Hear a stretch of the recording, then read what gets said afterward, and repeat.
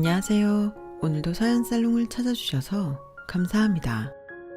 저는 양천구에 사는 30대 중반의 여성이에요.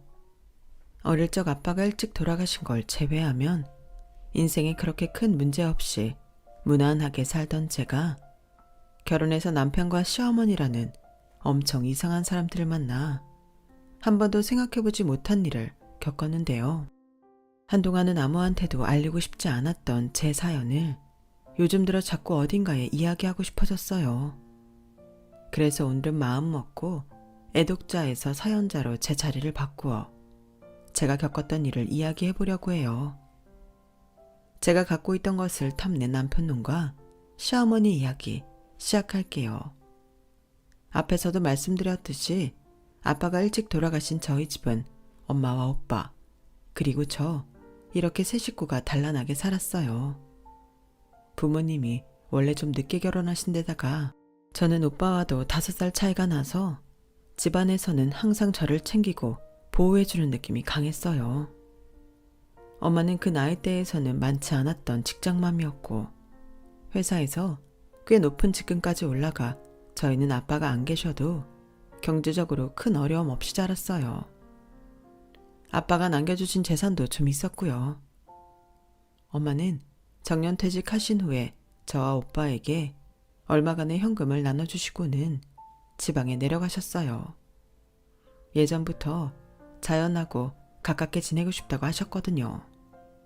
오빠는 물론이고 저도 대학을 졸업해서 회사를 다니고 있으니 이제는 엄마 원하는 삶을 살아도 좋겠다며 이사를 가셨죠. 바다도 보이고 산도 있는 공기 좋은 곳으로 집을 지어 이사 가신 엄마는 오빠한테 저를 단단히 부탁하셨어요. 석훈아, 네가 세영이 잘 지켜봐야 돼. 엄마 말 알지? 그럼 엄마, 걱정하지 말고 엄마 건강 잘 챙기며 지내. 주말에 가끔 내려갈게. 뭐 필요한 거 있으면 사갈 테니까 미리 말해. 엄마, 오빠, 나 이제 다 컸어. 어엿한 사회인이라고. 회사에서도 나 똘똘하게 일 잘하는데 맨날 내 걱정이야. 이제 내 걱정 접고 편하게 좀 살아. 야, 넌 엄마 마음을 그렇게 모르냐? 그냥 오빠랑 잘 지낼게요 하면 되지. 이러면 엄마가 마음 편히 내려가시겠냐고. 아유, 그래. 세영이 네 말이 맞다. 우리 세영이 이제 어른인데 엄마가 자꾸 까먹는다. 알았어. 엄마가 미안해. 그렇게 엄마는 지방으로 내려가셨고 저는 오빠와 따로 떨어져 자취를 하며 혼자만의 생활을 만끽했어요. 어린 마음에 저 혼자 지내고 싶었던 욕구가 컸었나 봐요. 몇 년 지나고 나니 혼자 지내는 것도 그닥 재미없었고 그 즈음에 오빠가 결혼을 하게 되자 저도 짝이 있으면 좋겠다는 생각이 들더라고요. 혼자 있는 게 점점 쓸쓸하고 외로워졌죠. 그런데 그게 우울증의 시작이었나 보더라고요. 저는 점점 회사에서 일을 집중하지 못했고 실수도 잦아졌어요. 아침에는 일어나고 싶어도 몸이 천근만근이라 일어나지 못했고요. 저는 제가 우울증일 거라고 생각도 해본 적 없기 때문에 몸살이 걸린 줄 알고 맨날 감기약만 먹다가 오빠의 권유로 정신과에 가서 우울증인 걸 알았어요. 환자 본인이 생각하는 것보다 좀 중증이니 당분간은 몸과 마음을 편하게 하는 게 좋겠습니다.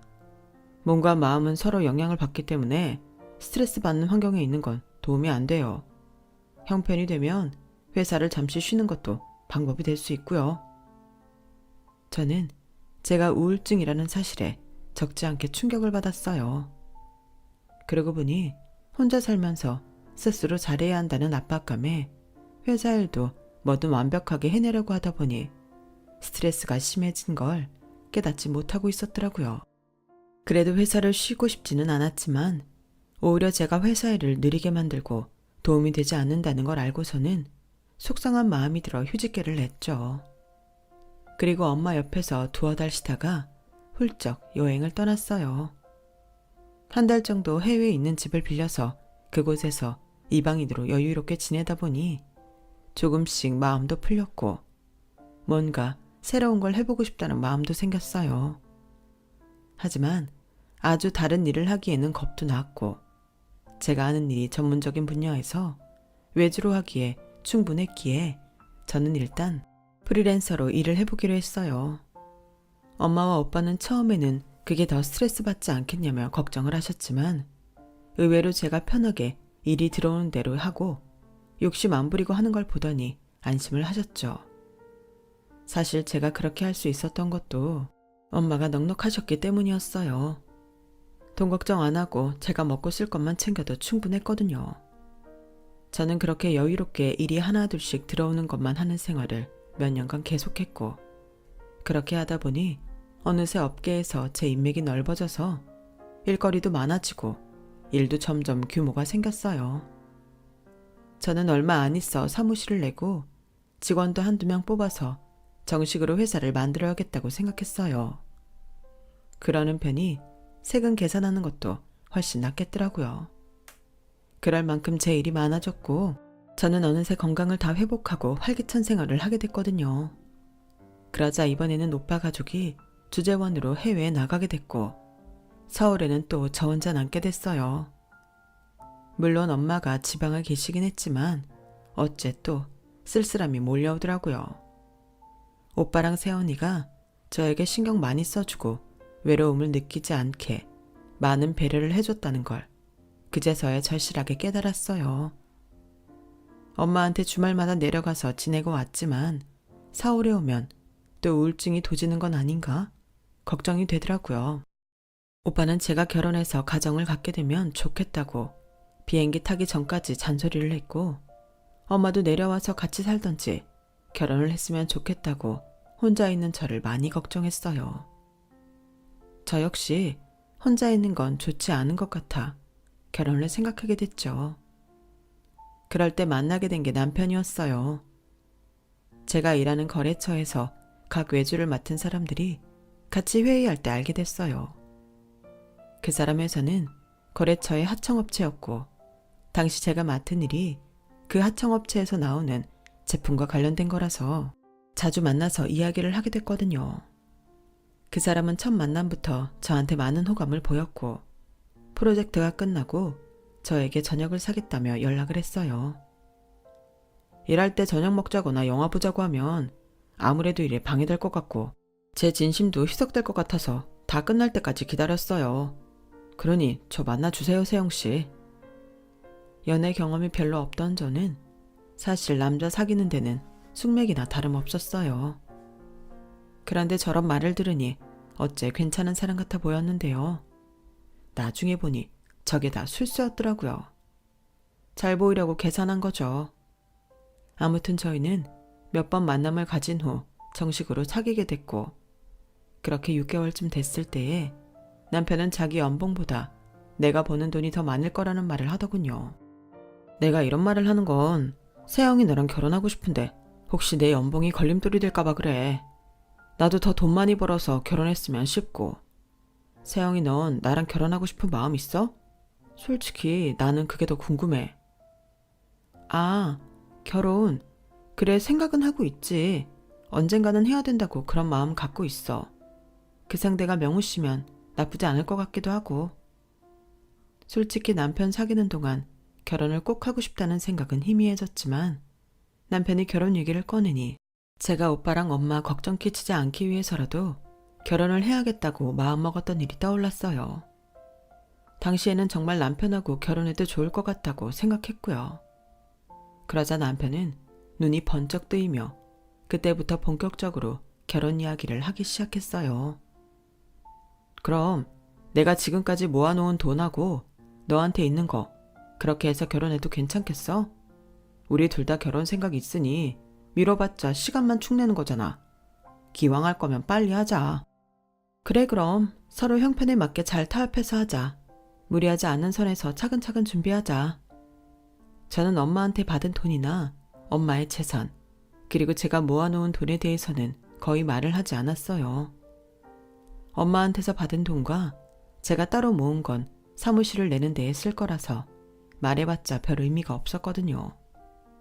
그리고 엄마 재산은 어쨌든 제 돈이 아니니 말 꺼내지 않는 게 좋겠다 싶었고요. 엄마가 돌아가신 후 어떻게 하실지 모르잖아요. 저한테 꼭 남겨주실 거라는 보장도 없는데 제가 가진 걸 불풀리는 것 같아서 아무 말도 안 했어요.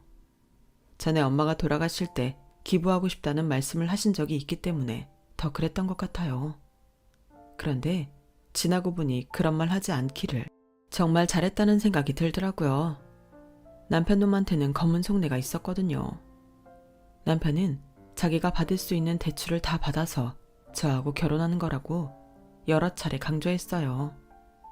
저는 제가 그러라고 한 것도 아니고 제 잘못도 아닌데 남편이 부담을 너무 많이 가는 것 같아 그게 안 돼서서 제가 생활비를 더 많이 내겠다고 해버렸어요.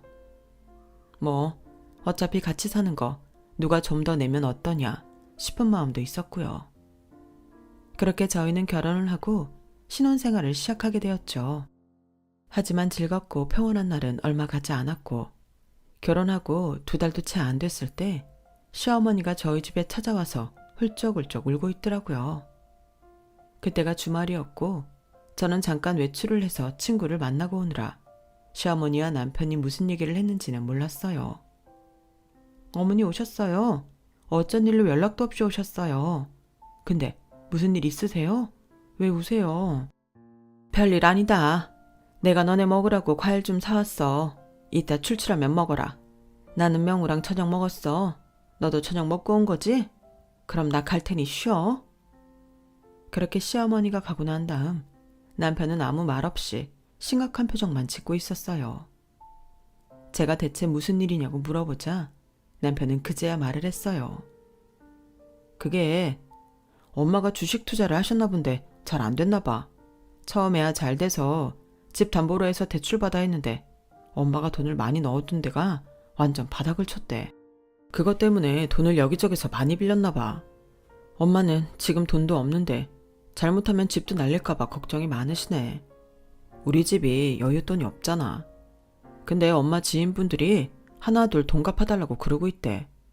조금만 더 기다려달라고 해도 안 된다고 하나 봐. 그래서 내 월급에서 조금씩이라도 갚아 나가야 될 것 같아. 저기 내가 생활비 당분간 안 내면 네가 너무 부담되지? 어차피 지금도 명호 씨는 3분의 1밖에 안 내잖아. 근데 명호 씨, 그 돈까지 갚으면 용돈은 있어? 대출금 내는 것도 힘들잖아. 내가 그래서 좀 생각해 봤는데 지금도 내가 힘들잖아. 너 사무실 내려고 모아둔 돈 있다고 하지 않았어? 그것 좀 먼저 쓰면 안 될까? 엄마 돈부터 어떻게 해야지. 저렇게 지내시다가 친구들도 다 끊어지게 생겼어. 너도 시어머니가 돈 때문에 절절 매면 마음이 안 좋지 않아? 그러니까 네가 좀 갚아주라. 아, 근데 나도 돈이 많지 않아. 이미 사무실 계약하고 직원들 들어와서 남은 돈이 없지. 그리고 이제부터 일이 들어와 봐야 하는 거라 나도 내 순이익 장담 못해. 어머니 안 되시긴 했는데 나도 크게 도움드릴 수가 없네. 그리고 나한테 갑자기 갚아달라고 하니까 좀 당황스럽다. 나도 그냥 해본 말이야. 혹시나 너는 나보다 돈 좀 더 갖고 있지 않을까 해서. 알았어. 어쩔 수 없지. 라는 남편의 낯빛은 썩 좋지 않았어요. 하지만 저도 내심 뭔가 찜찜했어요. 자기 돈으로 갚을 거라 생활비를 못 내겠다더니 저보고 갚아달라고 하니 뭔가 말이 앞뒤가 안 맞았죠. 순간적으로 저는 냉철하게 생각해버리고는 제가 갚을 수 없다고 말을 했던 거고요. 그 후 남편은 저한테 은근히 짜증을 내기 시작했어요. 별거 아닌 일에도 투덜대고 원래 아침은 각자 챙겨 먹기로 했는데 갑자기 아침 하나 자기가 먹고 싶은 거 못 얻어먹는다며 왜 이런 결혼을 했는지 모르겠다고 하더군요. 제가 어쩌다 같이 바람이라도 쐬러 가자고 하면 그럴 돈이 있으면 너나 가라며 흘겨보기 일쑤였고요. 그러더니 한 번은 이런 말을 하더라고요. 수익도 제대로 못 낼 거 뭐하러 사무실 차리고 직원 뽑고 요란을 떨어. 나나 지나 버는 거 비슷할 거면 그냥 전처럼 혼자 할 것이지 왜 거기다 돈을 퍼붓느냐고.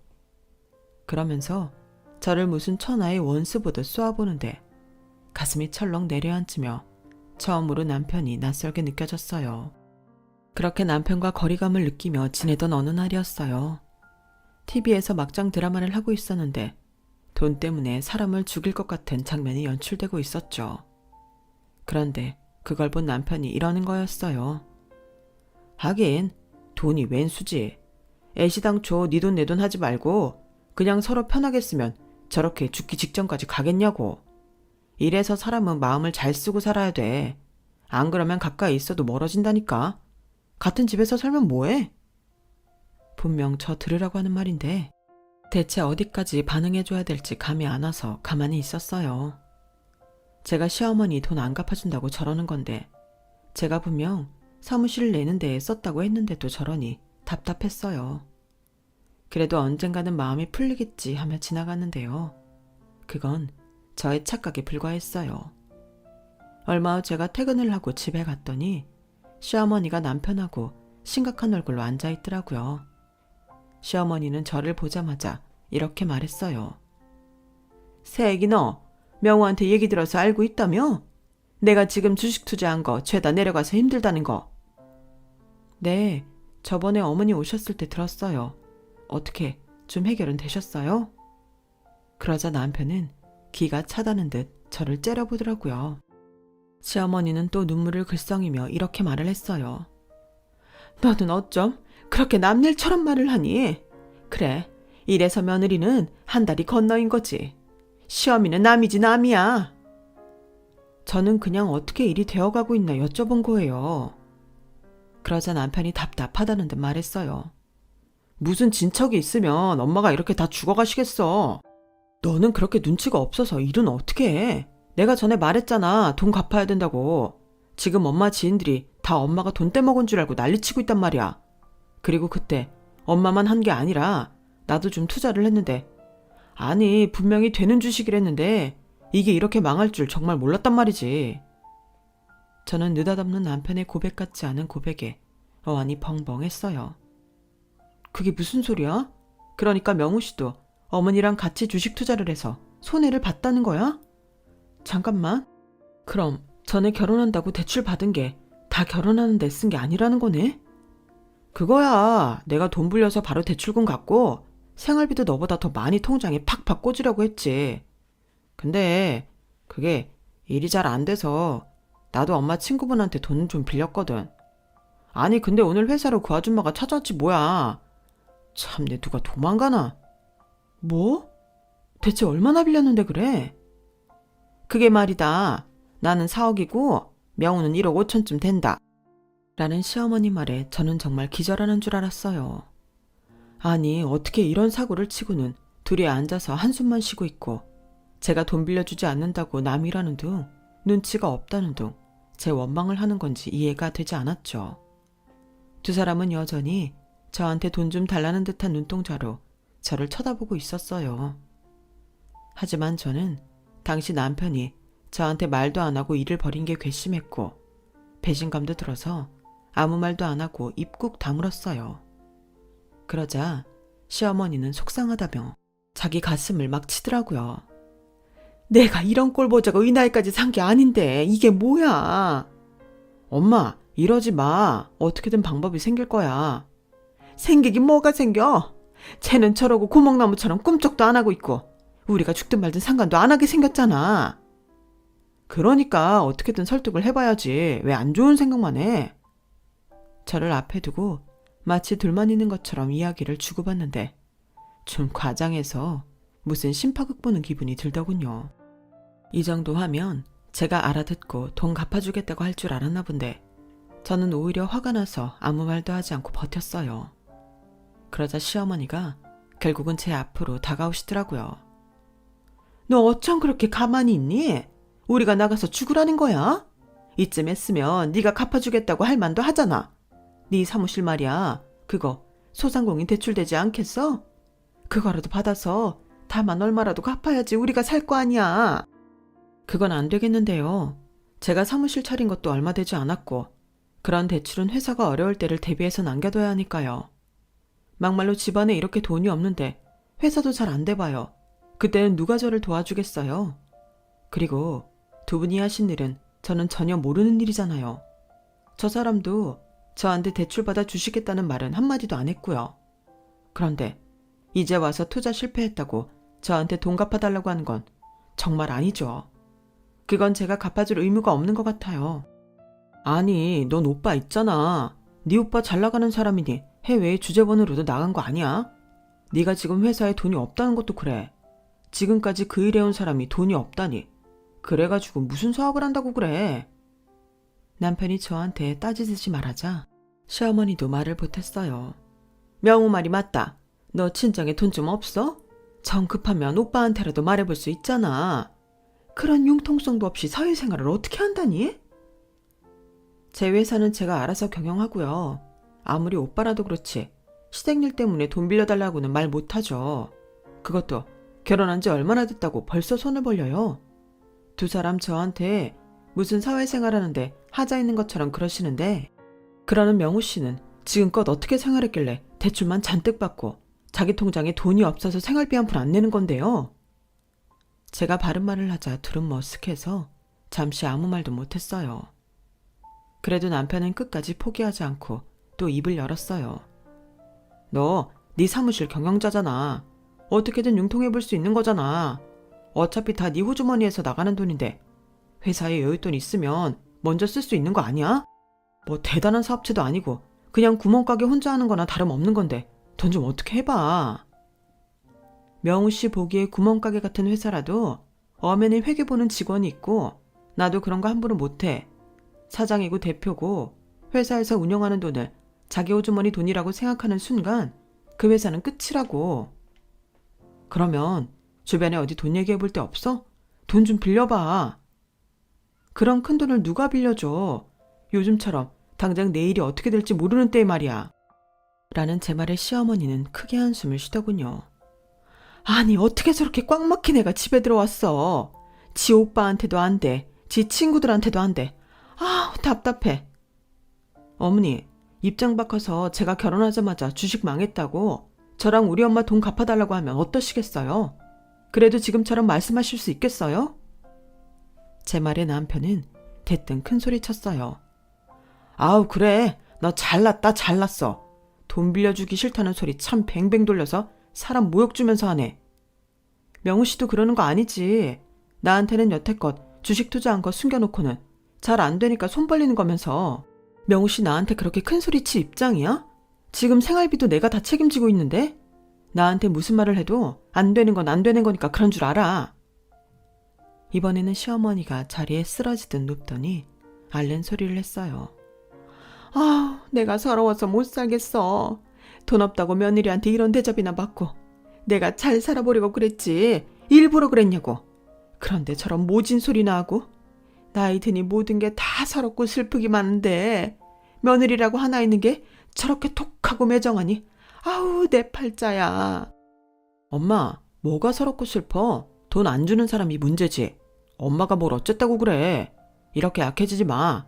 가족이고 뭐고 냉정하게 구는 사람들은 무너지지도 않을걸. 남편은 저를 아주 잡아먹을 때 쳐다봤고 저는 그 눈빛에 살짝 겁은 났지만 최대한 침착한 태도를 유지하면서 아무 대꾸하지 않고 그 자리를 떴어요. 제가 방에 들어가니 뒤에서 저한테 냉정하다 못됐다 지만 잘 살겠다고 저런다 둘이 별소리를 다 하더군요. 오히려 화를 낼 사람은 저 같은데 둘이 저한테 화를 내고 있으니 어이없고 답답하더라고요. 저는 남편과 시어머니가 정말 저를 가족이라고 생각하면 돈 때문에 이렇게 함부로 대해도 되는 건지 그게 더 의문이더라고요. 주식 때문에 몇 억씩 빚을 진 것도 기가 막힌데 둘이 저한테 하는 행동은 도저히 이해를 하려고 해도 할 수가 없었어요. 남편은 그날 시어머니가 간 후에도 방에 들어오지 않고 거실에서 잠을 자는 것 같더라고요. 저 역시 남편한테 방에 들어와서 편하게 자라고 할 마음이 없어서 혼자서 잠을 잤고요. 그리고 다음날 아침에 출근 준비로 바쁜 와중에 남편 핸드폰에 카톡이 울리길래 무심코 쳐다봤어요. 그랬더니 시어머니 문자가 보이는데요. 진짜 기막힌 문자였어요. 전현 생각보다 보통 지독한 게 아니다. 아니 순하고 멍청하게 생겨가지고서는 어디서 그런 고집이 나온다니? 문자 내용을 본 저의 충격은 이만저만이 아니었어요. 출근을 하고도 일이 손에 잡히지 않았던 저는 자리에 앉아서 결혼 후부터 남편과 시어머니가 저한테 어떻게 했는지 곰곰이 되짚어봤어요. 아니, 시작은 결혼 전부터였던 것 같아요. 남편의 대출금, 우는 소리부터 시작해서 결혼하고 얼마 안 돼서 시어머니 주식 투자 얘기에 이제는 남편까지 돈 빌려서 빚이 있다는 말들. 남편하고 시어머니는 처음부터 제 돈이 목적이었던 것 아니었을까? 그런 험한 생각이 들었지만 설마 그럴 리가 하며 그런 생각을 지우려고 했어요. 그리고 그날부터 시어머니는 저한테 괜한 트집을 잡기 시작했어요. 네가 보내는 돈으로 요즘 생활하기 턱도 없이 부족하다. 물가가 쑥쑥 오르는데 그 돈 갖고 어떻게 살란 말이냐?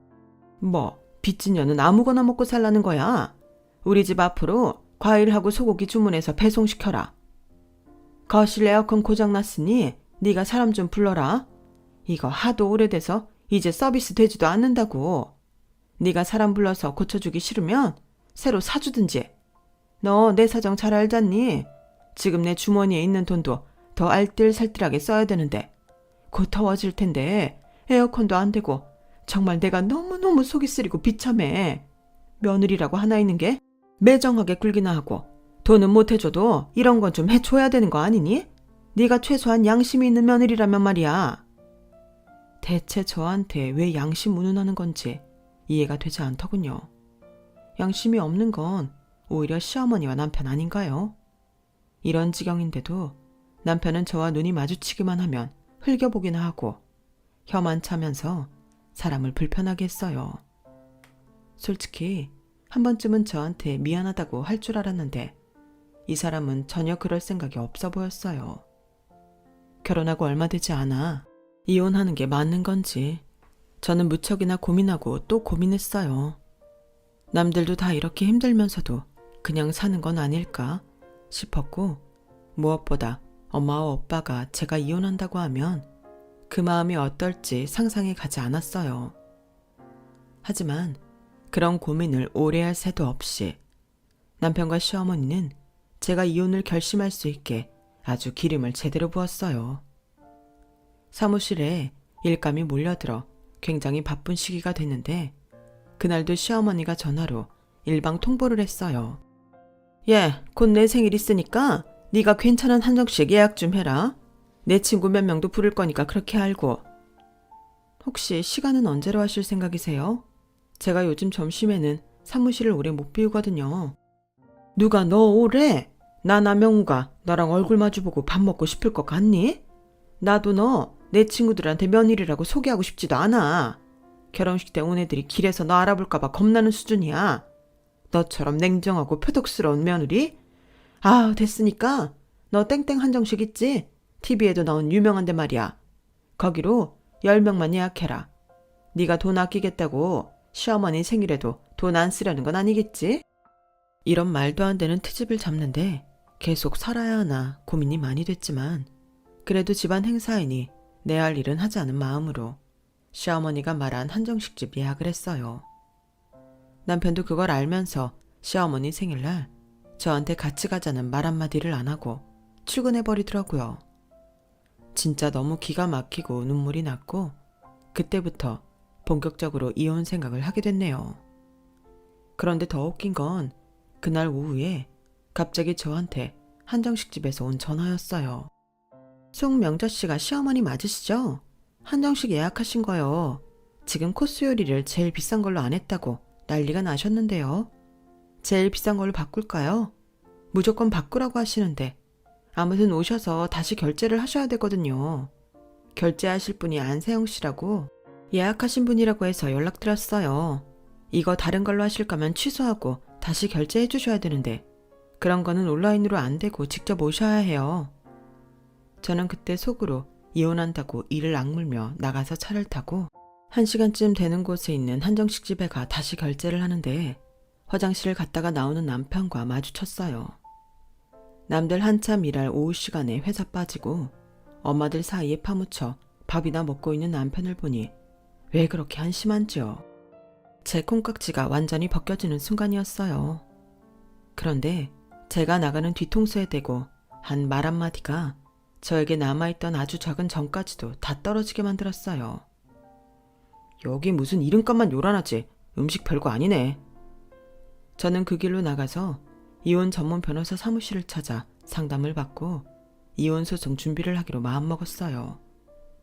저는 그때까지 제 가정에 대한 책임을 오롯이 지고 있었고 시댁과 남편이 저를 돈 문제로 정신적으로 힘들게 했고 이제는 금전적 피해까지 입힌 상황이었기 때문에 무조건 제가 유리하다고 하더라고요.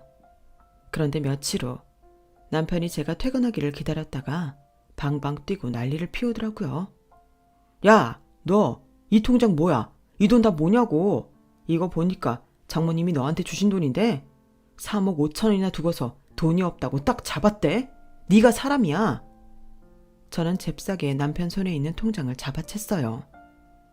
네가 뭔데 내 통장을 들여다봐. 너 내 열쇠로 잠긴 서랍 열어봤냐? 그랬어? 그래. 그 속에 뭐가 들었길래 그렇게 꽁꽁 잠거드나 궁금해서 내가 좀 따봤다. 그랬더니 와, 3억 5천? 너 그런 돈이 있으면서 남편하고 시어머니 죽어가는데 눈 하나 깜짝 안 하고 있어? 이게 말이 된다고 생각해? 아, 더 말할 필요도 없고 당장 나한테 입금시켜. 내가 미쳤어? 엄마가 비상금으로 미리 주신 재산인데 그걸 내가 왜 너한테 보내? 네가 뭔데 보내라 말아야. 나 네 남편이야, 남편. 남편을 뭘로 보고 지금까지 속여? 솔직히 말해봐. 장모님 재산 얼마나 돼?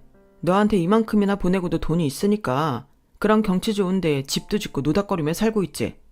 와, 내가 그 생각을 못했네. 돈 있는 거였어. 그러니 그렇게 여유 있게 살지. 우리 엄마 여유 있는 거랑 너랑 무슨 상관이야? 우리 엄마도 평생 열심히 일해서 그 보상받고 있는 건데 네가 뭔데 우리 엄마를 들먹여? 너 그런 식으로 자꾸 우리 엄마 이러면서 평가를 내? 당장 돈 입금 안 시키면 나 나간다. 이혼이라고. 그래, 이혼해. 하라고. 네가 그런 말 하면 내가 무서워서 떨 것 같아? 야, 아무 대책도 없이 어디서 정보 들은 거에 홀딱 빠져서는 무작정 돈 빌려서 주식 투자해놓고 그걸 나한테 갚아달라고 난리치는 게 그게 나한테 가족이야? 나 뜯어먹고 살려는 양아치들이지. 양아치? 너 말 다 했어? 어? 아니, 다 안 했어. 이 사기꾼 같은 놈아. 너 이혼이라고 했냐? 이혼은 내가 준비하고 있었어. 어떻게 집이 안 갚아준다고 사람을 무슨 상등신 취급해도 유분수지. 너 니네 엄마랑 내가 보기보다 독한 년이라고 하더라. 솔직히 말해봐. 너 처음부터 이러려고 나하고 결혼한 거지? 나 벗겨먹으려고 작정하고 결혼한 거 맞지? 저는 거기까지 말한 다음 바로 엄마한테 전화를 걸었어요. 엄마, 난데 지금 당장 외삼촌하고 우리 집에 와줘. 엄마는 거기서 오려면 시간 걸리니까 외삼촌 보고 먼저 와달라고 해줘. 이 인간들이 나 결혼하자마자 자기들 주식 투자해서 빚졌다고 돈 내놓으라고 하더니 이제는 엄마가 준 통장 훔쳐보고는 엄마 돈 내놓으래. 안 그러면 자기 나간대. 이혼이래. 이혼은 내가 먼저 준비하고 있었거든. 외삼촌하고 같이 와줘. 야, 내가 네 외삼촌 온다고 하면 겁날 것 같아? 그리고 네가 이러려고 결혼했냐 그러는데 솔직히 결혼해서 서로 도움 안 될 거면 왜 하냐? 내가 왜 취향도 아닌 너랑 결혼을 굳이 했겠냐고. 너도 생각을 좀 해봐라. 남편은 외삼촌이 올 때까지 방방 뛰다가 외삼촌이 오자 갑자기 조용해져서 화장실로 들어가 숨어버렸어요. 저는 그 비겁함과 치졸함에 더 이상 화낼 기운도 없었어요. 내가 저런 이상한 인간하고 결혼했다는 게 한없이 슬펐죠. 외삼촌이 제 짐을 다 챙기고 그 밤에 트럭을 불러서 제가 산 가구며 가전제품을 다 빼달라고 하는 새에 엄마가 오셨어요. 엄마는 들어오셔서 바로 남편이 숨어있는 화장실 문을 쾅쾅 두드렸고 그래도 나오지 않자 열쇠를 달라고 소리치셨죠. 제가 열쇠를 꺼내는 소리가 들리자 그제서야 남편은 문을 열었어요. 엄마는 그런 남편 얼굴을 보자마자 싸대기를 한 대 날렸어요. 이 미친놈이 남의 딸 데려가서 아주 피 빨아먹으려고 작정했네. 괜찮아, 세영아. 너 결혼하고 몇 달 되지도 않았고 애도 없는데 뭐가 무서워. 저딴 놈하고 사느니 헤어지는 게 100번 낫다. 왜 여태껏 말 안 하고 가만히 있었어. 저런 것들은 가만히 있으면 더 기세등등해서 날뛰는 놈들이야. 지가 애써서 돈 벌지 남한테 기생해서 어떻게든 돈 빼먹으려고 하는 놈들. 나 일하면서 저런 놈들 숱하게 봤다고. 사회 악이라고 아주. 너 서울에 있기 싫으면 다 사놓고 엄마랑 또 같이 살자. 뭐가 겁이 나겠어. 엄마가 강남 건물에서 나오는 새도 있는데. 그 말을 듣자 남편 표정이 확 바뀌더니 갑자기 다소곳해졌어요. 장모님, 제가 부족했어요. 한 번만 다시 생각해 주세요. 저 세영이랑 헤어지려고 그런 거 아니에요. 저랑 엄마가 어렵다 보니 좀 힘들어서 그랬는데요. 그것도 다 잘 살아보려고 한 거예요. 장모님, 저희 진짜 결혼한 지 이제 넉 달 돼가나요? 그런데 이혼이라뇨. 이 정도 어려움은 해결하고 넘어가야죠. 세영아, 내가 미안해. 네가 이 정도로 마음 상한 줄 몰랐어. 장모님, 그리고 외삼촌분도 저 한 번만 더 믿어주세요. 제가 앞으로는 세영이 마음 상하지 않게 잘할게요. 엄마, 외삼촌, 저 인간 하는 말 믿지 마. 지금 엄마가 강남에 건물 있다고 하니까 눈 뒤집어져서 그래. 저 인간 엄마가 저 인간한테 문자로 뭐라고 했는지 알아? 나보고 순진해 보였는데 생각보다 독하대. 돈 뜯어내기 쉽지 않대. 이 사람들 작정하고 나랑 결혼한 거야. 아까 엄마랑 외삼촌 오기 전에도 그랬어. 서로 도움이 돼야 결혼하는 건데 너는 지금 도움이 안 된다고 이럴 줄 알았으면 나랑 결혼 안 했을 거라고 했다니까. 그 말에 외삼촌이 남편 멱살을 잡아쥐었고 남편은 사색이 돼서 싹싹 빌기 시작했어요. 저 때리거나 하시면 안 돼요. 그러면 폭행죄로 제가 신고할 거고요. 아무튼 잘못했습니다. 그러니까 놔주세요. 그 말에 엄마는 남편 머리채를 쥐어뜯으며 말했어요. 폭행죄? 어디 신고해봐. 이런 썩을 놈의 자식을 봤나. 그러자 남편은 잘못했다고 거의 울부짖었고 트럭이 도착하고 짐이 나간 후 저는 엄마와 외삼촌과 함께 그 집을 나왔어요. 남편은 텅 빈 거실에 혼자 앉아 있었죠. 남편은 그 후로 몇 번이나 제 사무실까지 찾아와서 자기가 잘못했으니 한 번만 더 기회를 달라고 하고 시어머니도 전화로 몇 번이나 다시 생각해보라고 했지만 저는 꿈쩍도 하지 않았고 이혼 소송은 법적 공방으로 이어졌어요. 남편이 저한테 죽어도 위자료 못 주겠다며 살다가 헤어지는 건 다 양쪽 모두의 책임이라나요. 하지만 6개월 동안 벌어진 소송의 끝은 저의 승소였어요. 남편은 괜히 일을 벌려서 제가 선임한 변호사에 엄청난 변호사 비용도 물어야 되게 생겼고요.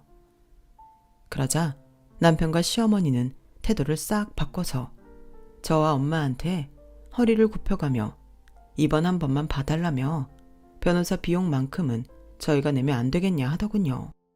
하지만 엄마가 어림없는 소리 하지 말라고 화를 냈고 엄마한테 맞아본 남편은 엄마가 손만 들어도 놀라서 먼저 저만치 도망가 버리는 비겁한 모습만 보여줬어요. 저는 더 이상 그쪽 사람들 연락도 받기 싫어서 번호도 전부 차단하고 사무실도 이사를 하고 완전히 그쪽 사람들하고는 인연을 끊어버렸어요. 결국 시어머니는 살고 있던 집을 나와야 했고 지금은 작은 월세방으로 옮겨 남편하고 빚 갚느라고 이 일 저 일 하며 고생하고 있다고 하더라고요. 저는 그 후로 쭉 혼자 지내면서 일하고 있고요. 주말이면 엄마와 함께 여행도 다니고 맛집 탐방도 다니며 나름 즐겁게 살고 있어요. 지금은 제 인생에 다시 할 수 없는 경험을 비싼 값을 치르고 했다고 생각해요. 앞으로는 더 좋은 일만 있을 거라고 믿고요. 결혼도 정말 좋은 사람과 하게 될지 어떻게 알겠어요? 사람을 다시 믿기까지는 시간이 좀 걸릴 것 같기는 하지만요. 제 이야기는 여기까지예요. 그럼 들어주셔서 감사하고 항상 건강하세요. 여러분, 사연 댓글에 응원과 현명한 조언 부탁드려요. 좋아요와 구독은 저에게 큰 힘이 됩니다. 오늘도 좋은 일 가득하세요.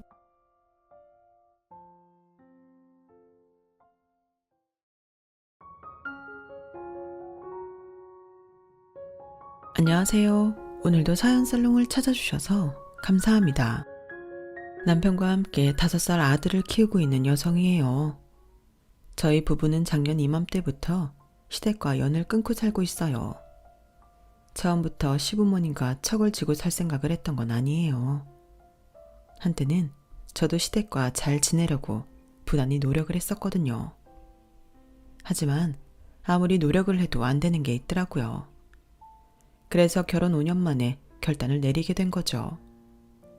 그 일로 시부모님을 비롯해 집안 어른들께 지탄과 욕을 들었지만 지금에 와서 생각해보면 그때 그렇게 연을 끊은 게 다행이다 싶어요. 그때 그렇게 시댁과 연을 끊지 않았다면 남편과 이혼하고 내 아이를 외롭게 만들었을 테니까요. 그래서 그때의 결정은 내 가정을 지키기 위한 최선의 선택이었다고 생각합니다. 저는 어릴 때부터 해외에서 생활을 해왔어요. 아빠 직장 때문에 세계 곳곳을 누비며 살아야 했거든요. 남미 국가에서도 살아보고 미국, 독일, 홍콩, 태국에서도 살았어요. 그렇다 보니 제 유년 시절은 혼란의 시기라고 해야 맞을 것 같아요. 정체성을 확립해야 할 시기에 어디서도 정착하지 못하고 메뚜기처럼 뛰어다니며 살다 보니 고생이 많았거든요. 물론 이런 경험들이 성인이 되어서는 사회생활을 하는데 많은 도움이 되었지만요. 제가 20살이 되던 해 저는 처음으로 부모님과 떨어져 살게 되었어요. 당시 부모님은 아빠 직장 때문에 방콕에서 살고 계셨는데 제가 서울에 있는 대학에 입학을 하면서 그렇게 된 거였죠.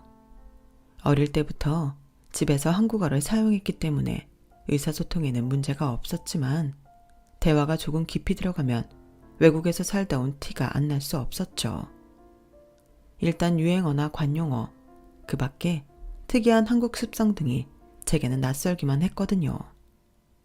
처음엔 제가 스페인어를 비롯해 4개국어를 구사하니까 혹해서 다가왔던 친구들도 사소한 일상에서 통하지 않는 부분이 발견되자 서서히 멀어지기 시작했어요. 원래 성격이 쾌활하던 저는 그때부터 조금씩 내성적으로 변하기 시작했죠. 네가 외국에서만 살아서 잘 모르나 본데 한국에서는 그러면 안 돼. 친구들은 툭 하면 했던 이 말은 마치 제가 이방인이 된 것처럼 느끼게 했어요. 그래서 대학을 졸업하고 직장에 들어갔을 땐 일부러 사람들과 깊게 사귀지 않으려고 노력을 했죠. 업무적으로만 엮였을 땐 적어도 그런 말을 듣지 않았으니까요.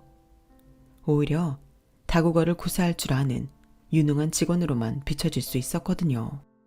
저에 대한 상사와 동료들의 평가는 유능하고 자기 관리에 철저한 사람이었어요. 물론 사적으로 연락도 않고 업무 외 시간엔 철저히 철벽을 치고 살기 때문에 다가가기 어렵다는 말도 듣긴 했지만요. 적어도 사람들 눈에 내가 한국 사회에 적응을 못하는 사람이란 걸 들키지 않은 것 같아서 다행이다 싶었죠. 그런데 저희 부서에 새로운 팀장이 오면서 제 일상에 변화가 생기고 말았어요. 팀장은 입사 때부터 능력을 인정받아 대리를 따자마자 해외 지사로 발령받았던 사람으로 일 처리도 빠르고 유능한 사람이었어요. 잦은 야근으로 부하 직원들을 귀찮게 하지도 않고 남의 성과를 가로채는 파렴치한 짓도 하지 않아서 부하 직원들한테도 인기가 좋은 사람이었죠. 게다가 훈남이라서 여직원들한테는 특히 인기가 좋았어요. 그런데 이렇게 평판이 좋은 팀장이 유독 저한테만 까칠하게 굴지 뭐예요. 상은 씨는 우리 회사가 마음에 안 듭니까? 왜 매번 회식 자리도 빠지고 동료들과 업무 분담도 하지 않는 겁니까? 회식 참여는 강제가 아닌 걸로 알고 있는데요. 업무는 제가 맡은 일이니까 제가 끝내는 게 맞다고 생각하고요. 그러자 인상을 찌푸리며 저를 한참 보더니 알겠다고 하곤 가버렸어요. 그렇게 한 달쯤 지났을 무렵 제가 감기 몸살로 엄청 앓게 되었는데 맡은 업무가 밀려서 꼼짝없이 야근을 하게 되었지 뭐예요. 몸에서 열은 펄펄 나고 온몸이 쪼개지는 느낌인데다 약기운에 정신까지 몽롱해서 정말 이대로 딱 죽겠구나 싶었죠. 하지만 누구한테 도움을 청할 수도 없었어요. 회사에 친한 동료도 없었고 사수한테 말하는 건 내 능력이 부족하다는 걸 스스로 증명하는 것 같았거든요. 그래서 혼자 사무실에서 야근을 하는데 누가 저를 부르는 소리가 들리더라고요. 그래서 고개를 들었는데 순간 눈앞이 희미해지면서 그대로 정신을 잃고 말았어요. 눈을 떠보니 병원 응급실이었어요. 제 옆에서 꿈뻑꿈뻑 졸고 있던 팀장님은 깨어난 저를 보자 이러더군요. 이제 정신 좀 들어요. 하마터면 권상은 씨 죽을 뻔했어요. 아니, 그 몸으로 야근까지 하면 어떡합니까? 목숨이 둘셋은 돼요. 암튼 회사엔 병가 처리할 테니까 며칠 입원해서 치료받아요. 감기 우습게 앓았다간 큰 코 다친다고요.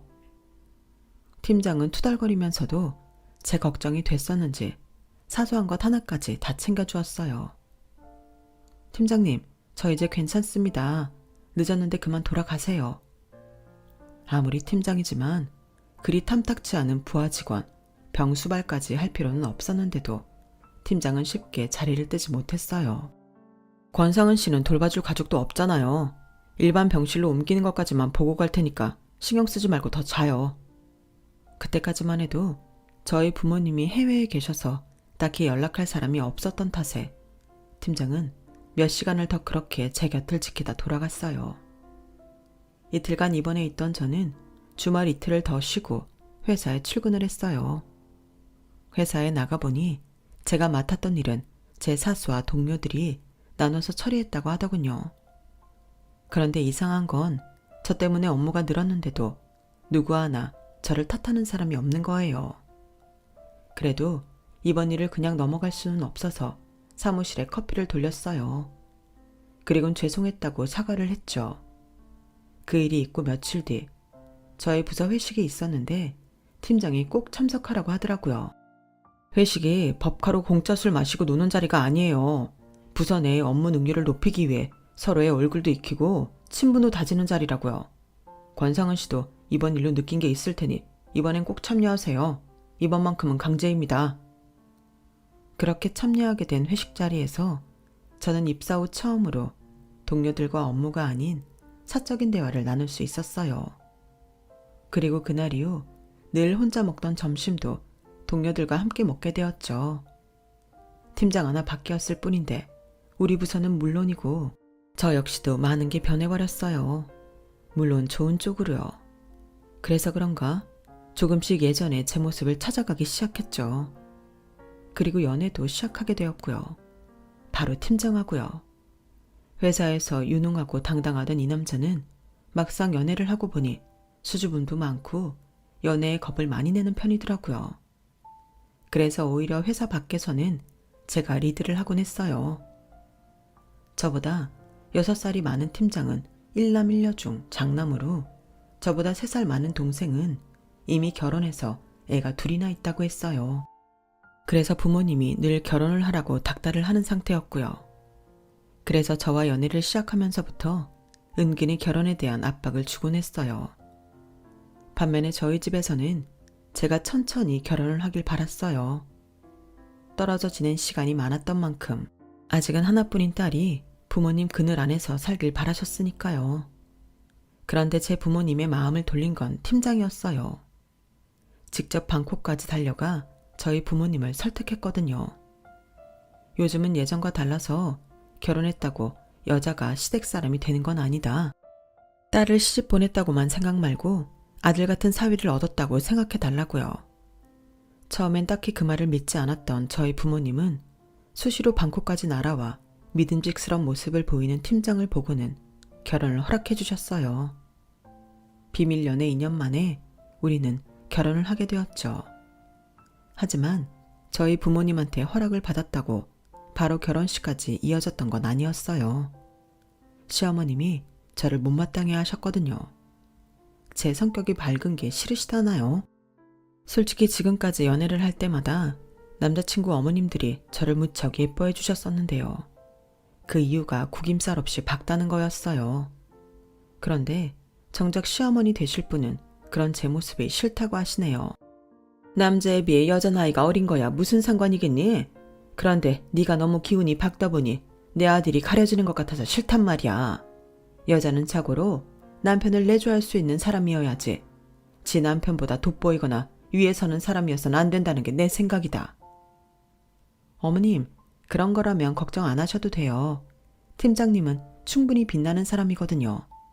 저도 그렇고 저희 부서 사람들이 얼마나 많이 의지하는데요. 그래도 걱정이 되신다면 제가 살면서 많이 노력할게요.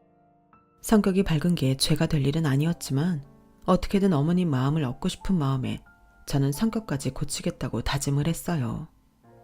결혼을 하고 시댁 식구들을 만날 때면 혹시 내 행동이 튀지는 않는지, 내가 너무 밝게 보이지 않는지 늘 자기 검열을 해야 했어요. 물론 남편은 이런 사실을 알지 못했죠. 이런 노력이 이어지다 보니 어느 순간부터 시댁에서는 자연스레 그림자처럼 행동하는 게 익숙해졌어요.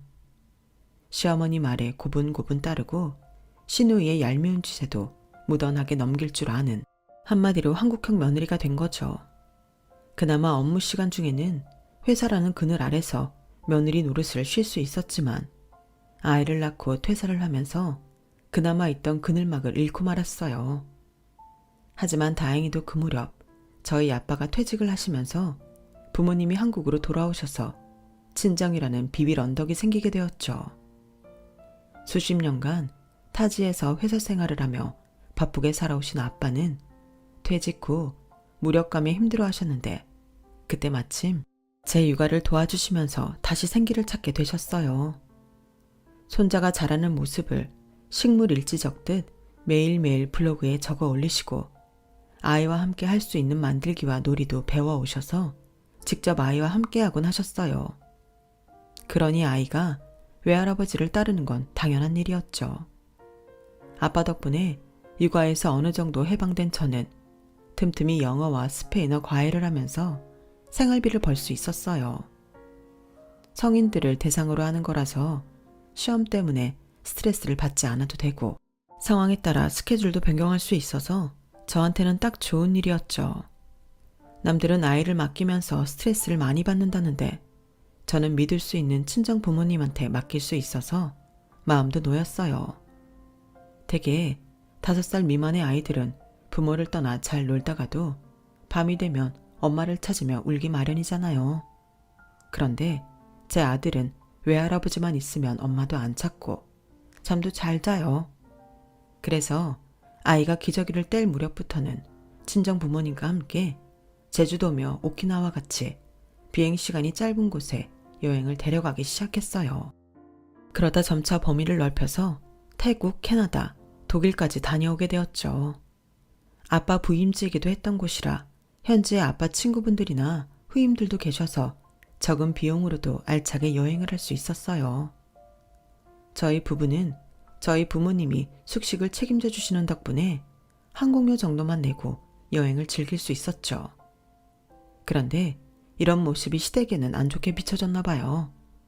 하루는 시누이가 제 별스타에 댓글을 남겼더라고요. 캐나다에서 친정 부모님과 함께 캠핑을 하는 사진 아래 글쎄 이렇게 남긴 거예요. 네 집 며느리인지 아주 잘 놀고 다니네. 그걸 보자 화도 났지만 그보다 덜컥 겁이 났어요. 내가 죄를 지은 것도 아닌데 마치 시누이한테 치부를 들킨 기분이었죠. 저희 부모님도 이 댓글을 보시고는 전화를 하셨더라고요. 얘, 시댁에서 뭐라고 안 하든? 네 시누이가 남긴 글을 보니 잔뜩 화가 난 것 같던데. 엄마, 그런 거 아니야. 우리가 뭐 잘못한 것도 아닌데 무슨 화를 내겠어.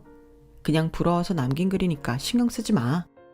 말은 그렇게 했지만 솔직히 제 심장이 두근거리더라고요. 시댁에 가면 아무래도 이 일로 한마디 할 것 같았거든요. 그래서 남편한테 말을 했더니 대수롭지 않게 이러는 거예요. 우리 돈으로 장인 장모님 모시고 여행 간 것도 아니고 오히려 우리가 장인어른 찬스 써서 간 여행인데 지영이 눈치 볼 이유가 뭐 있어? 혹시라도 지영이가 뭐라고 하면 나한테 말해. 기집애가 오냐오냐 해줬더니 올케한테 함부로 굴긴 하고. 안 그래도 내가 벼르고 있는 참이니까. 하지만 자기 부모님이랑 아가씨는 이런 사정을 모르니까 오해할 수도 있잖아. 이번에 본가에 가면 우리가 먼저 얘기를 꺼내는 게 낫지 않을까? 에이, 그럴 거 없어. 먼저 물어보면 모를까 뭐하라 그래. 그냥 내버려 둬. 나중이라도 말 나오면 내가 알아서 처리할 테니까. 그때 그렇게 남편 말만 믿고 가만히 있으면 안 되는 거였는데 결과적으로는 일을 크게 만드는 꼴이 되고 말았어요. 어버이날을 며칠 앞둔 주말, 시댁 식구들과 외식을 하게 되었어요. 우리 부부와 시누이 부부가 함께 돈을 내서 준비했죠. 시부모님이 선물 대신 용돈을 원하셔서 선물은 돈봉투로 했고요. 그런데 한참 식사를 하던 중에 여행 얘기가 나온 거예요. 언니, 그거 알아? 올해가 우리 부부 결혼 10주년이야. 그래서 여행을 갈까 하는데 언니는 어떻게 생각해? 어머, 벌써 결혼한 지 10년이나 됐어요? 여행 좋죠. 어디로 갈 건데요? 그러자 시누이가 입술을 한쪽으로 치켜 올리더니 그러는 거예요. 여행은 언니가 잘 알지 않나?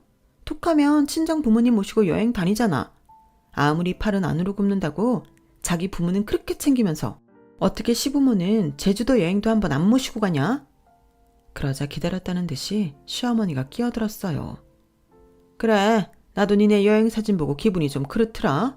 니들이야 철이 없어서 그렇다 치지만 니네 부모님은 생각이 있는 사람들이라니? 어떻게 사위 등골을 빼먹어도 그렇게 알차게 빼먹는다니? 우리는 뭐 내 아들이 보내주는 여행 안 가고 싶어서 가만히 있는 줄 알아? 내 새끼 힘들게 번 돈 한 푼이라도 아끼게 하려고 가고 싶어도 꾹 참고 있는 거지. 자기 딸은 일도 안 하고 허구한 날 집에서 놀고 있는데 양심이 있으면 그렇게 철철이 여행 따라다니면 안 되지. 어머님, 뭔가 오해를 하시는 것 같은데요. 그 여행은 저희가 제 친정 부모님을 모시고 간 게 아니라 저희 부모님이 저희를 데리고 가주신 거예요. 저희는 저희 식구 항공권 정도만 사서 간 거예요. 그나마도 아빠 항공사 마일리지가 많아서 가끔은 저희도 공짜로 가기도 했고요. 예, 됐다. 그따위 구차한 변명 듣고 싶지도 않아. 어디 말 같은 소리를 해야지. 거봐 엄마, 내가 이럴 거라고 했지? 자기 친정 부모 핑계 댈 거라고 내가 그랬잖아. 항공사 마일리지? 그걸 자기 돈으로 쌓았겠어? 우리 오빠가 여행 보내줄 때마다 쌓았겠지. 하여간에 여우 같은 여자 만나서 처가 기둥이 머리 벗고 사는 우리 오빠만 불쌍하지?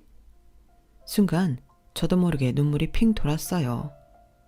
우리 집에선 내 남편을 세상 누구보다 귀한 사람 취급을 해주는데 저는 매번 종처럼 부려지면서도 이렇게 욕까지 먹고 사는 게 너무 억울했거든요.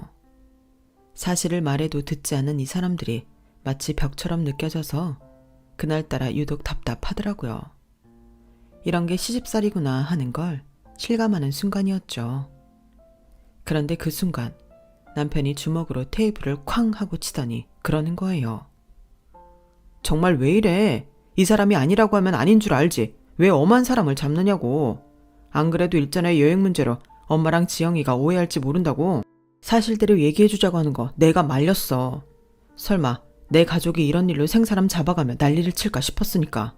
그런데 내가 틀렸네. 장인 덕에 돈 거의 안 들이고 내 식구들 데리고 여행 좀 간 게 그렇게 잘못이야? 그게 내 와이프가 시댁 식구들 앞에서 이렇게 조리돌림 당할 일이냐고. 지금까지 내가 집안 시끄러워질까봐 참고 말 안 했는데 지영이 너 이 기집애 네 올케한테 그따위로 굴어? 네가 아무리 올케보다 나이가 많아도 그렇지 내 와이프가 엄연히 손윗사람인데 꼬박꼬박 반말하는 것도 모자라서 아랫사람 부리듯 부리는 거 내가 모를 줄 알아? 툭하면 엄마 꼬득해서 네 올케 흉이나 볼 생각이나 하고 시집을 갔으면 네 식구들 보살필 생각이나 할 것이지 왜 허구한 날 친정에 와서 네 올케를 괴롭혀. 한 번만 더 친정에 와서 이간질하는 거 걸리면 너 그땐 가만 안 둘 줄 알아. 그리고 엄마도 그래. 서운한 일이 있으면 나나 이 사람한테 직접 물어봐야지. 말도 안 되는 억측을 하면 어떡해? 엄마 딸이 귀하면 남의 집 딸도 귀하다는 걸 왜 모르냐고. 앞으로 나 없는 데서라도 내 와이프한테 함부로 하면 나 다시는 엄마 안 봐. 결혼하고 지금까지 시댁에서 늘 중립을 지키던 남편이 제 편을 들자 시어머니와 시누이는 놀란 표정으로 입을 다물었어요. 하지만 이런 갈등이 하루아침에 사라지지 않을 거라는 건 잘 알고 있었죠. 다만 이 일을 계기로 앞으로는 덜 하기를 바랬던 것도 사실이에요. 어버이날 있었던 일로 인해 한동안 시어머니와 시누이는 저를 괴롭히지 않았어요. 저를 보는 시선은 늘 곱지 않았지만 대놓고 뭐라고 하지는 않았죠. 그러던 어느 날이었어요. 시어머니가 전화를 하셨더라고요. 예, 우리 지영이가 감기 몸살이 심해서 며칠째 밥도 제대로 못 먹고 있단다.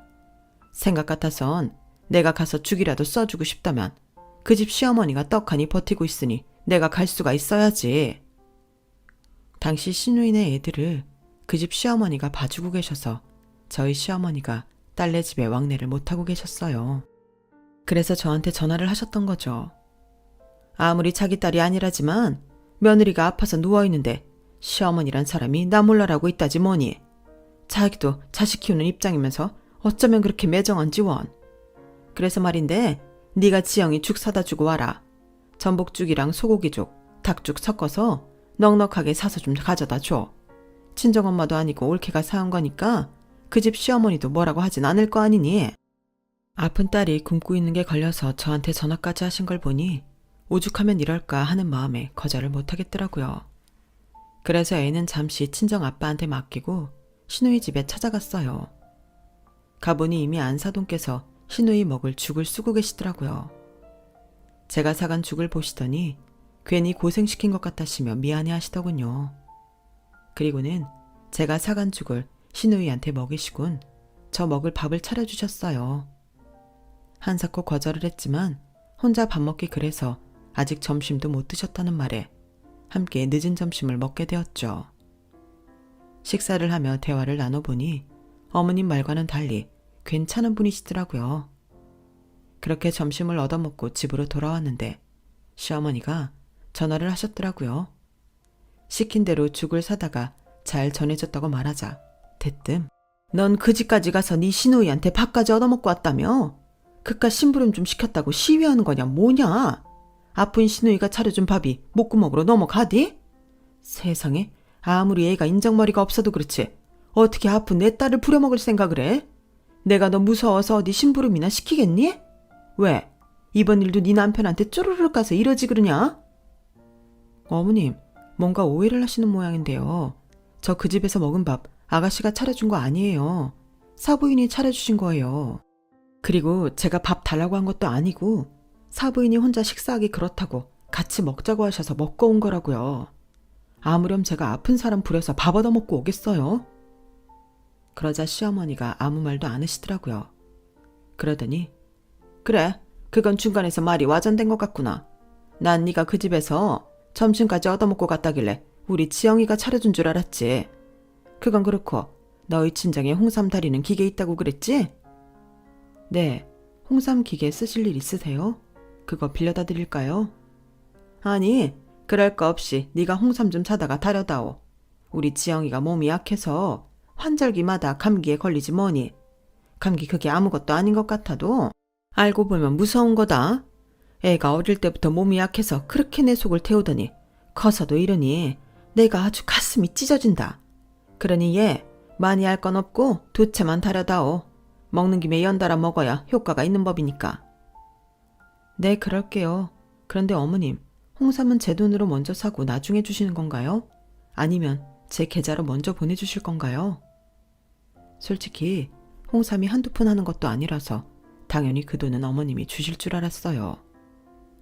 홍삼 기계 쓰는 거나 전기세 나가는 거야 따로 돈을 받을 생각은 없었지만 재료비는 받는 게 맞다고 생각했거든요. 그런데 너 정말 애가 못돼 처먹었구나. 아픈 사람 앞에 두고 그깟 홍삼 2채 다려주면서 돈 받을 생각을 해? 얘, 너 정말 그러는 거 아니다. 날이 날 때까지 내 시부모며 시누이들한테 너처럼 야박하게는 안 굴었어. 네 시누이가 누구냐? 네 남편한테는 하나뿐인 여동생이야. 그런데 손윗 사람이 돼서는 그깟 홍삼 몇 뿌리 공짜로 못 사주니? 네가 형제 없이 혼자 자라서 너밖에 모르는 거 내 진작에 알았다만 적어도 우리 집에서는 그러면 안 된다. 난 내 자식들 너처럼 이기적으로 안 키웠어. 그러니 잠만 말고 이번 주 내로 홍삼 다려다가 지영이한테 갖다 줘. 어머님은 맡긴 돈 찾아가는 사람처럼 당당하게 당신 할 말만 하고는 전화를 끊어버렸어요. 옆에서 그 통화를 함께 들으신 저희 엄마는 입술을 꽉 깨문 채 낮은 한숨을 쉬셨죠. 옆에서 자신 딸이 시어머니한테 어떤 대접을 받고 사는지 보셨으니 속이 말이 아닐 거예요. 그 마음을 알기에 저로서는 엄마한테 창피하고 죄송한 마음이 들었죠. 그래서 속에도 없는 말을 했어요. 원래 이러시는 분은 아닌데 딸이 아프다니까 신경이 예민해지셨나 봐. 엄마도 나 아프면 그러잖아. 그러니까 너무 속상해하지 마.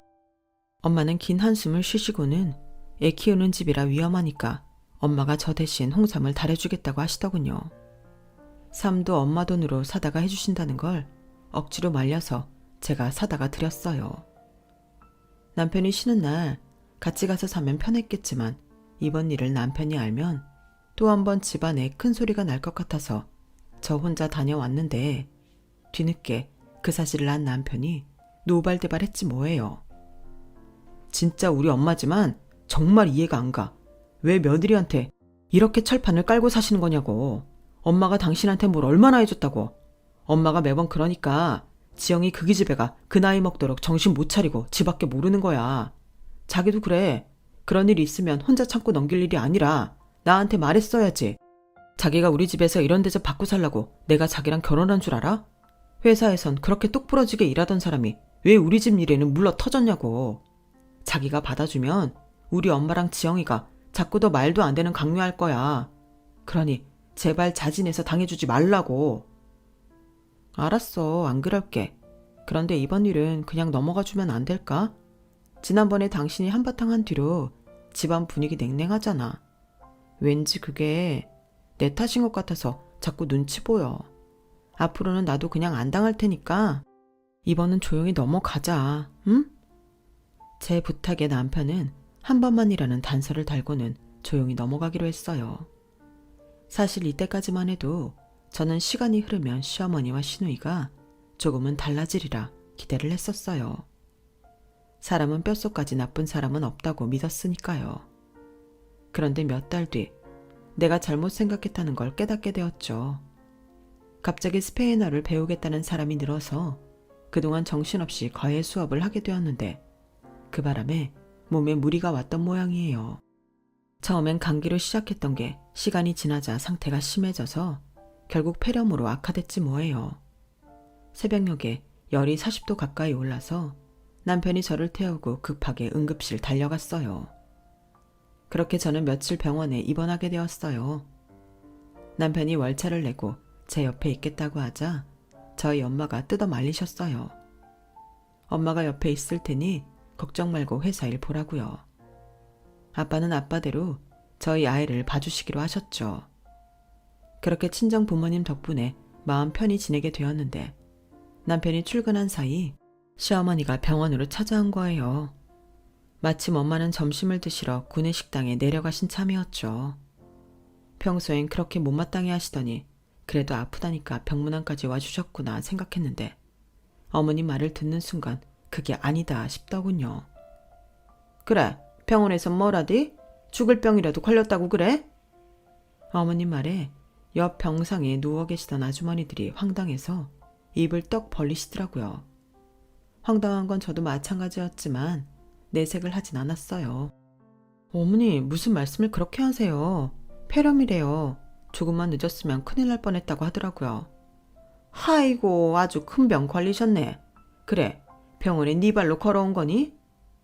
아니요, 새벽녘에 열이 많이 올라서 그이가 데려다 줬어요. 제 말이 떨어지기가 무섭게 어머님은 얼굴을 붉히셨어요. 뭐? 그럼 내 아들이 잠도 설치고 너 데리고 병원까지 왔다는 소리냐? 새벽에 그 난리를 치고 회사에 출근을 한 거야? 예, 너나 아플 거면 너나 아플 일이지 왜 내 아들까지 힘들게 하니? 그리고 감기에 걸렸으면 약 사먹고 후딱 나을 일이지 뭐 하느라고 빨빨거리고 다녀선 그 새벽에 내 아들 고생시켜. 하여간에 너라는 애는 하나부터 10까지 마음에 드는 구석이 없어. 길만 필요 없고 당장 일어나라. 그깟 폐렴이야 감기랑 다를 게 뭐냐? 집에 가서 약 먹고 한숨 푹 자면 다 나을 텐데 유나는? 네가 이러는 게 다 정신력이 약해 빠져서 그런 거야. 정신력이 강해봐. 감기 좀 걸렸다고 병원에 입원까지 하나. 애초에 감기로 입원까지 한다는 것 자체가 말이 안 돼. 이깟 걸로 입원하면 그게 다 누구 돈인데. 안 일어나고 뭐해. 당장 퇴원 수속 안 받고. 그때였어요. 식사를 마치고 들어오시던 엄마가 제 침상으로 성큼성큼 걸어오셨어요.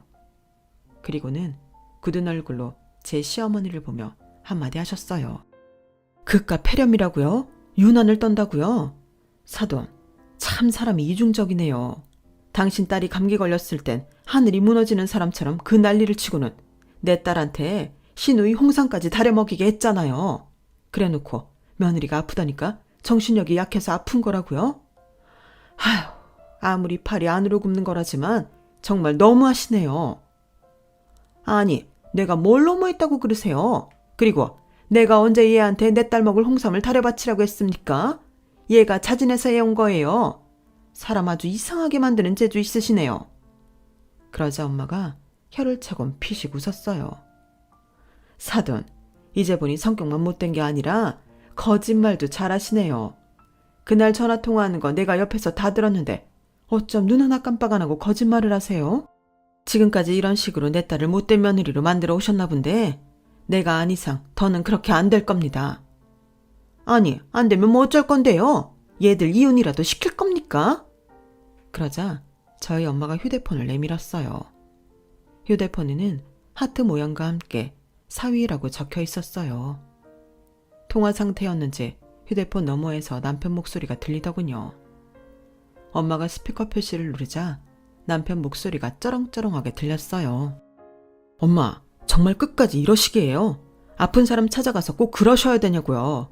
감기 걸린 엄마 딸은 중병 환자 취급하고 폐렴 걸린 며느리는 정신력 타령하는 엄마한테 그동안 기대하고 살았던 내가 미친놈이네요. 오늘처럼 내 부모가 창피했던 적도 없었다고요. 지난 6년 동안 이 사람이 엄마랑 우리 집에 얼마나 잘했는지 엄마도 알잖아요. 엄마 자식들보다 더 엄마 위해줬던 거 엄마도 잘 알면서 이런 식으로 대접하는 건 안 보고 살 생각을 한 사람이 아니고선 할 수 없는 짓이겠죠. 그러니 그때 따라 드릴게요. 저요, 오늘부로 더는 엄마한테 기대 안 하고 살 거예요. 그리고 내 아내도 더는 엄마한테 이런 말도 안 되는 대접 안 받게 할 거라고요. 그러니까 앞으로 우리 얼굴 보지 말고 살아요. 그냥 아들 하나 없다고 생각하고 사시라고요. 난 내가 사랑하는 아내랑 자식 끼고 평생 행복하게 살 테니까 엄마도 엄마가 아끼는 사람들 끼고 행복하게 사세요. 앞으로 우리 가정에 끼어들 생각 마시라고요. 휴대폰 너머로 들리는 아들의 모진 말에 시어머니는 그대로 주저앉고 말았어요. 병실에서 그 난리를 치고 가신 시어머니는 그날 밤 저희 집에 찾아가셨다고 하더군요. 제 남편 앞에서 눈물 콧물을 흘리며 엄마가 잘못했다고 싹싹 비셨지만 남편은 그런 어머님을 받아주지 않았어요. 그리고 그 일이 있은 지 1년이 지난 지금까지도 시댁과는 연을 끊고 살고 있어요. 저희 부모님은 부모와도 연을 끊고 아내를 택한 제 남편이 고맙기도 하고 미안하기도 해서 전보다 더 살뜰하게 대해주세요. 그래서인지 남편도 저희 부모님을 친부모님처럼 생각하며 살고 있고요. 결국 정신력 타령을 하며 며느리를 괴롭혔던 시어머니는 말년에 당신 아들을 통해 정신교육을 톡톡히 당하게 된 셈이죠. 며느리도 누군가의 사랑스런 딸이라는 걸 시어머니가 깨닫는 날이 오기를 바랄 뿐입니다. 시간이 지나면 저도 누군가의 시어머니가 되겠죠. 잊지 않고 항상 며느리 서운치 않게 해야겠어요. 지금까지 제 사연을 들어주셔서 감사합니다. 들어주신 분들 모두 행복하세요. 여러분, 사연 댓글에 응원과 현명한 조언 부탁드려요. 좋아요와 구독은 저에게 큰 힘이 됩니다. 오늘도 좋은 일 가득하세요.